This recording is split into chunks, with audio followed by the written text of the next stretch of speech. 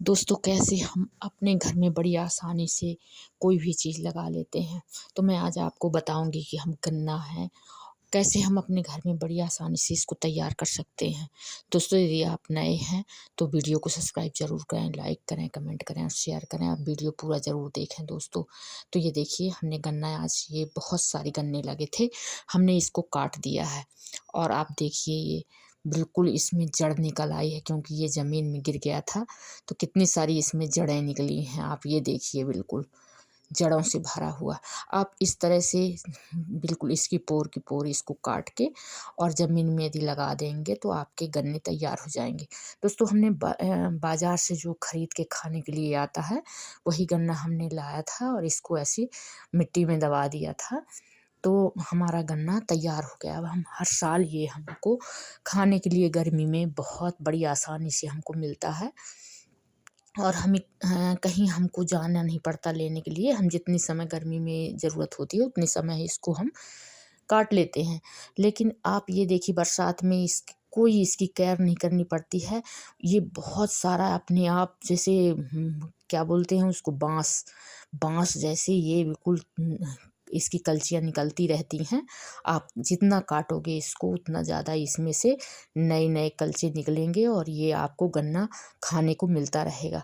तो आप बड़ी आसानी से अपने घर में आप यदि आपके पास ग्रो बैग है तो बड़ा साइज़ का ग्रो बैग लें।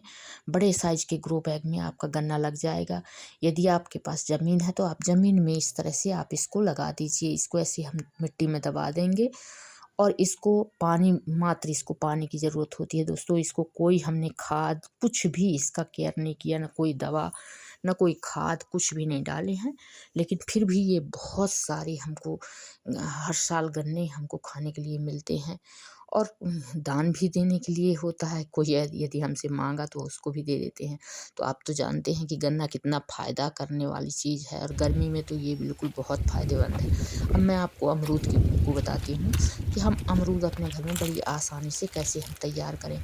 यदि आपके पास कलम से है तो आप कलम से लगा लीजिए और यदि आपके पास कोई पौधा बाहर से आप नर्सरी से खरीद के लाते हैं तो उसको आप चाहे गमले में लगा लीजिए। ये आम चीज़ है जो हम बहुत साधारण हर घर में पाई जाती है। हर घर में इस अमरूद का केयर करना ज़्यादा कठिन नहीं रहता है।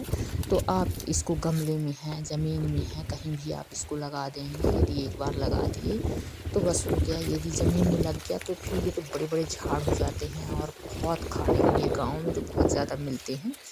यदि आप गमले में लगाते हैं तो इसमें समय-समय पर हमको केयर करनी पड़ती है, इसकी प्रूनिंग करनी पड़ती है, इसमें हम खाद पानी देते हैं, तब ये गमले में रुकती है। और यदि हम ज़मीन में लगाए हैं तो हमें बड़ी आसानी से हमको ये अपने समय पर फल देगी और खाने को हमको मिलता रहेगा।